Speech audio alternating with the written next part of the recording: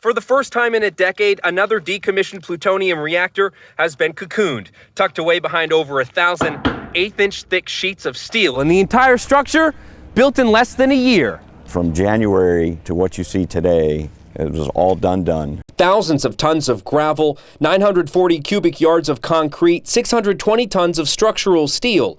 The nearly 24,000 square foot encasement aims to shield workers and the surrounding environment from any radioactive risk. And it does that by protecting against the elements. The concrete work here is about 80 years old.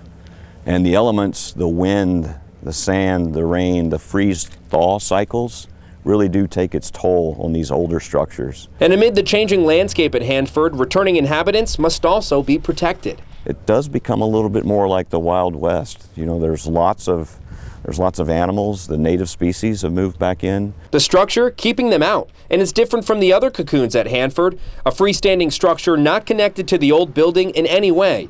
And that's how it will sit for the next few decades, waiting on radioactive materials to decay. Most of those decay relatively short in a short period of time, but there are some that remain for long periods of time that do represent a health risk. In the meantime, the site will basically be checked every 5 years from a radiological perspective to make sure it's safe and stable, and it'll stay like that for decades until at some point in the future we're ready to come back and demolish those facilities. And this behemoth of a sarcophagus encasing the 7th of 9 decommissioned reactors, with only one left to be sealed in.